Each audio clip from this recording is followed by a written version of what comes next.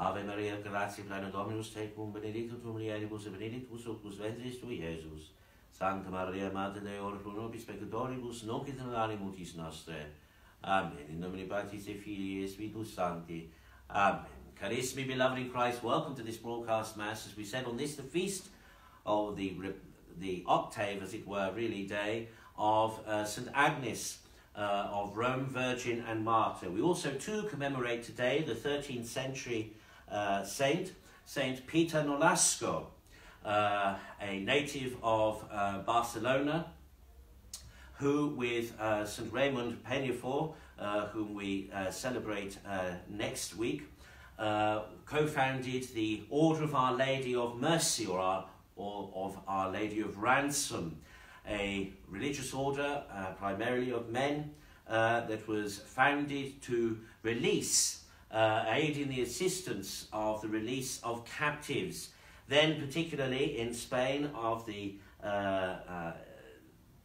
rise of the kingdom of Aragon and Castile, and the demise, as it were, of the caliphate, the North African caliphate that existed and at one time ruled some of southern Spain.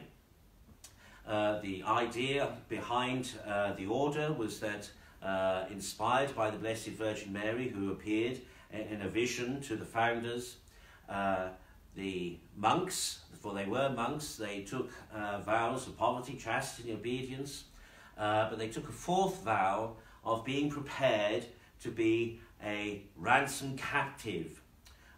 So in other words, to be themselves a substitute captive for the sake of releasing other Christians who have been enslaved, who have been captured and held against their will. Particularly in southern Spain at this time, we're talking about the Moors, we're talking about the Islamic Caliphate that one time existed there. It is said that St. Peter Nolasco himself ransomed at least 890 souls, almost 1,000 souls were released by his intervention and intercession. And we might ask ourselves today, my brothers and sisters, whether such an order ought to be revisited, perhaps for the ransom of those who have been captive and held by ISIS and Daesh in the Middle East. It is exactly the same sort of scenario that Our Lady apparently gave this vision to Peter Nolasco and Raymond de Peñafort. So Peter Nolasco is commemorated today. Otherwise, of course, we keep for the second time the feast of St. Agnes of Rome. Now, of course, it's not properly called the octave day, though in fact it is the octave day. This goes back to a rubrical reform many centuries ago, where at one time, for example, the three feasts after Christmas Day would have had a commemorative octave, 8 days of celebration, but this was reduced to simply the commemoration on their 8th day. And similarly, this feast of St. Agnes, as ancient as it is, endured that particular rubrical change. So it is, though, that today is the 8th day. It's exactly 8 days ago since we celebrated the feast. And on this 8th day, when St. Agnes, exactly a week after St. Agnes had expired in her martyrdom, if you recall, she was martyred because she refused all suitors, because she had declared herself consecrated to Christ. The Emperor Diocletian then had her arrested and tried. At first, she was condemned to a brothel. They tried to deflower her in order to shame her, in order to then suggest that to people, you don't want to be a Christian because Christians are filthy whores. This, however, did not work. Then they tried to burn her at the stake, but God preserved her beauty, interior and exterior, and she came out of the flames unscathed. Then she was sentenced to be beheaded and continued to praise God, such driving the executioner instead to strike the sword through her throat instead of taking her head off. A week later, after that event, it is said that her parents returned to her grave and there spent the night in vigil. This was something that was often done by early Christians, particularly during the times of martyrdom. They would go to the graves 8 days later and they would spend a night in vigil with the saints. And St. Agnes is said to have appeared to her parents and assured them of her well-being, assured them that she was with her bridegroom, with Christ, and with all those others who had ever loved him.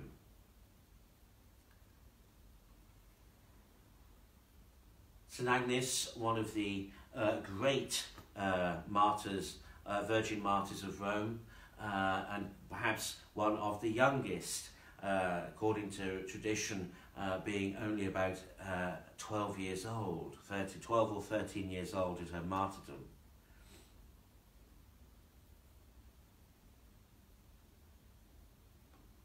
Now we might thank God, my brothers and sisters, that to this day it is still just about unacceptable to consider the deflowering of a young girl such as the age of St. Agnes. I say just about because already academics are beginning to talk about a victim scenario for paedophiles, suggesting that that theirs is a natural condition, etc., etc., using really much the same arguments that have been used for other alternative lifestyles, shall we say, other alternative appreciations of the natural order. And despite 2,000 years, it's incredible how in many ways our society and our culture today is very like that of Imperial Rome all that time ago. You might recall that on Saturday, the feast of St. Polycarp, I explained how belief, religion and the state were entwined in the Roman Empire, in the Roman mindset, that Christians were often considered traitors to the imperial state because they refused to burn incense before either an idol of the emperor or of the emperor's chosen god. Some of the emperors believed themselves to be demigods, believed themselves to be divine.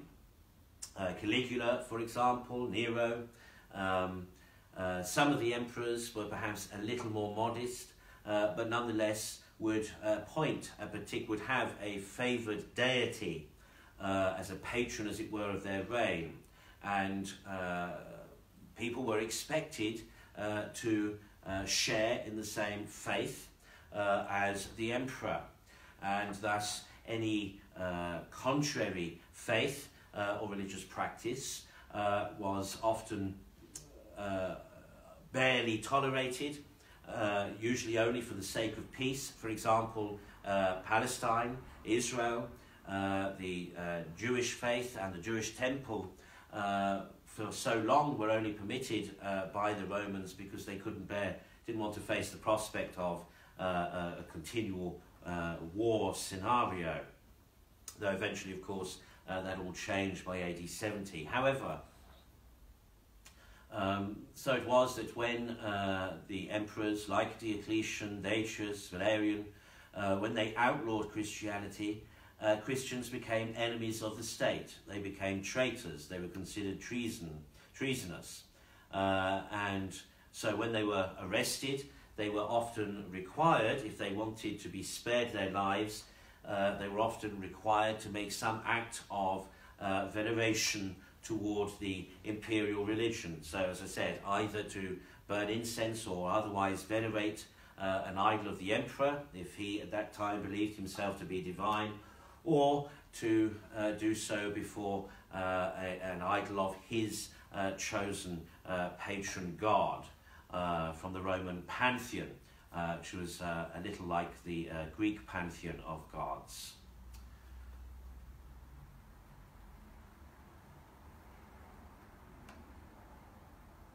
And we are beginning to face, the signs are there. We are beginning to face a similar time in the 21st century, where to hold a contrary to belief to that of the zeitgeist is becoming more and more perilous. It's becoming more and more difficult, particularly as various ideologies and philosophies and concepts of the contemporary mindset are beginning to be enshrined in law. So in other words, governments are beginning to adopt certain ways of thinking and then imposing those ideas on the populace and using law to do it. So that it's a controversial situation, but for example, marriage, redefining marriage now, so that whereas, of course, for centuries and throughout human history, marriage had been defined as being between a man and a woman, now in some places marriage has been redefined simply to mean two people, and they may or may not be of the same sex. And whereas there had been some appreciation before to perhaps to leave the definition of marriage itself as it had always been and create an alternative way of recognizing committed relationships in law. So, for example, in this country, originally civil partnerships were created as a way for two people to express their commitment to each other in law, even irrespective of their sex. But of course later this was changed, and the very definition of marriage itself was altered, so that no longer does marriage just mean between a man and a woman, but now it means between two people of whatever gender, whatever sex.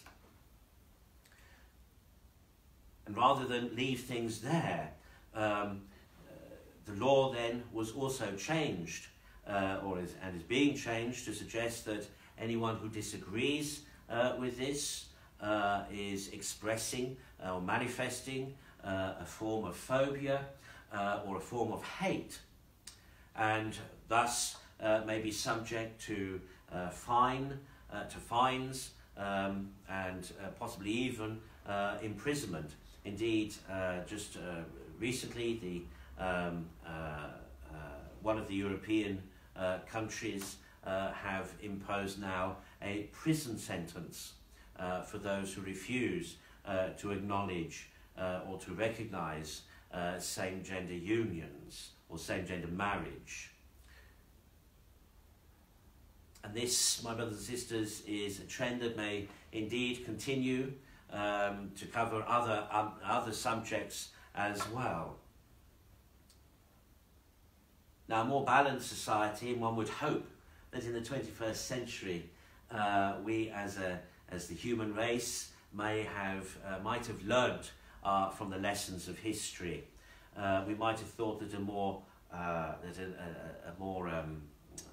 suitable accommodation and appreciation could be reached, so that all people might be able to permit it as far as is possible to hold to their own conscience, to hold to their own beliefs about things without facing the prospect of being penalized.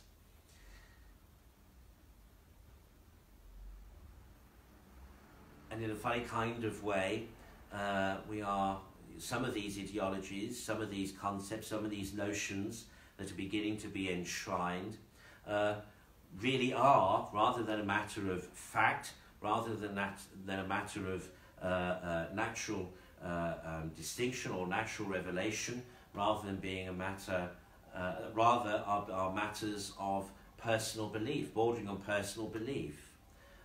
Some of the things that we are being made to accept have no proven scientific foundation to them, and yet we are being coerced by the law into accepting some of these things. And those who refuse to accept them are being pilloried, they're being harried, they're being harassed, they're being derogated, derided, insulted, mocked, defamed, in all sorts of ways, and we're going to come to a situation, my brothers and sisters, and I don't think it'll be before too long, where we as Christians, as Orthodox Christians holding to the Orthodox Catholic faith, may indeed find ourselves in a similar situation to those saints whom we have honoured and venerated for so long for their testimony 2,000 years ago.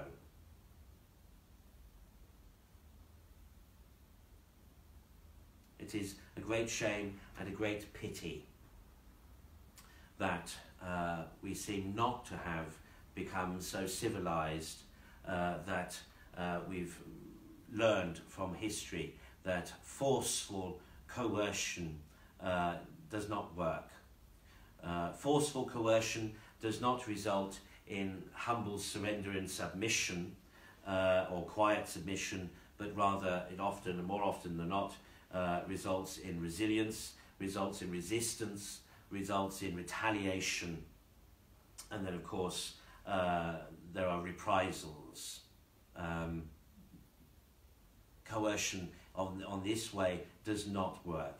It didn't work for communism, it didn't work for fascism, and it's not going to work with various strains so-called of socialism today. This is not the way we ought to be doing things as a civilized society.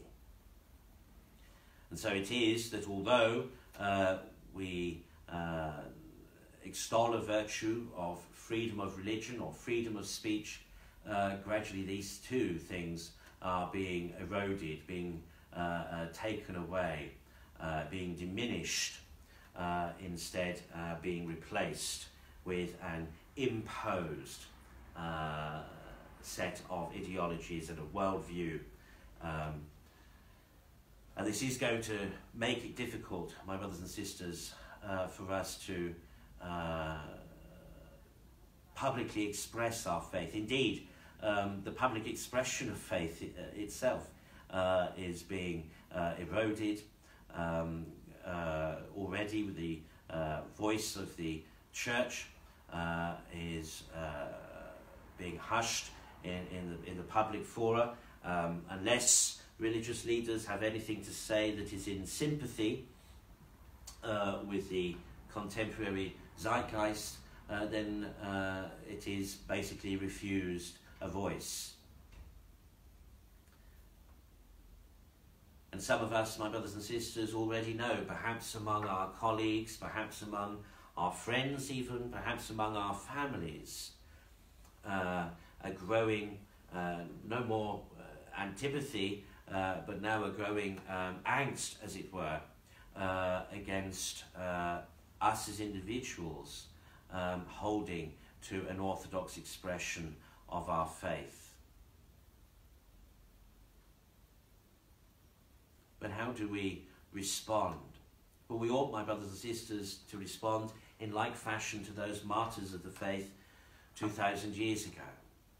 We should indeed seek to be charitable in all our doing, to be charitable in our giving our apologia, giving our apologetics, explaining why we believe what we believe, explaining why we think some aspects of the contemporary mindset are wrong, we need to always speak with love. We need always to act with love. We should strive not to resort to violence, not to resort to anger, but instead to be peaceable, to be amiable, to invite discussion rather than ourselves seek to shut down debate.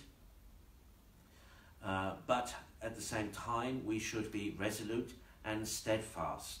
We should be firm in our resolve to maintain and to perpetuate that which we in our turn have received, that which is the Orthodox and Catholic faith, that which has been believed everywhere and by all. And this too, my brothers and sisters, translates to orthopraxis, in other words, the right way of living our lives as Christians.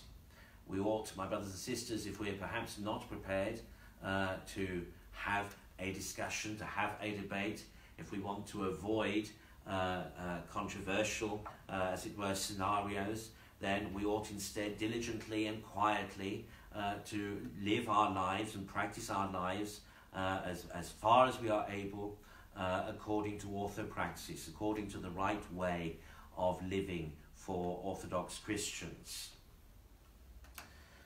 However, my brothers and sisters, something has to be said about finding the confidence and the voice ourselves to speak up about injustices. You see, two wrongs don't make a right, as my grandmother used to tell me. Two wrongs don't make a right. And the current policy of, as it were, trying to correct imbalance by, as it were, going to the other extreme, simply itself results in more injustice. And that, my brothers and sisters, is not right. And we ought, and certainly the shepherds and pastors of the church, ought to find the voice and the courage to speak up and to point out such error, to point out these injustices. But, as I say, to do so in such a way as not to increase the ire or frustrate those whom we would seek to dialogue with, but rather facilitate conversation. And as I say, some of us, my brothers and sisters, amongst our colleagues, friends and families, might be emboldened to do so too. Because each of us, of course, are charged with proclaiming the good news. Each of us are charged with proclaiming the gospel. And the gospel ultimately is about the truth. It's about the truth of our situation, the truth of who we are, that it speaks to the truth of our very nature as children of God. It understands that we have no will and purpose, properly speaking, except that of God's, to accept and to embrace God's will and purpose for each of us individually, that we have no life without Him who is life. And when we recognize and acknowledge that He is the author and source and creator of all life, that we can do no more, we can do no other than to offer back to Him that which He has freely given to us, but we must give in return freely. And this, of course, we call charity. This is what we mean by charity, by God's love, by true love, by selfless love. This is what it means ultimately to be a Christian, is to recognize that we have no identity of our own, that we have no purpose of our own and no will of our own, but God's. And that the dichotomy and the dilemma of the human condition is the ongoing imbalance, as it were, between, in our lives, in ourselves, between ourselves and God. That rebellious nature.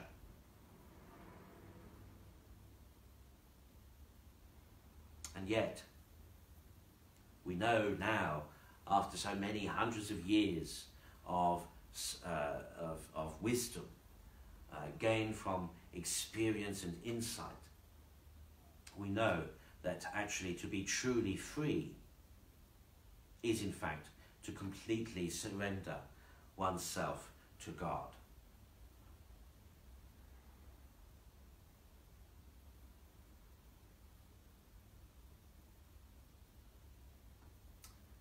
Let us then, my brothers and sisters, let us consider the example of the saints that Holy Mother Church presents to us today.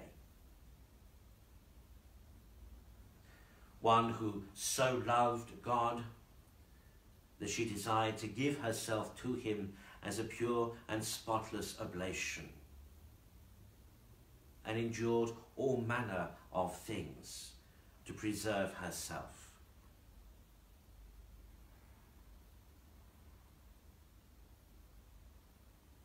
And another who was prepared to give his life for the sake of others.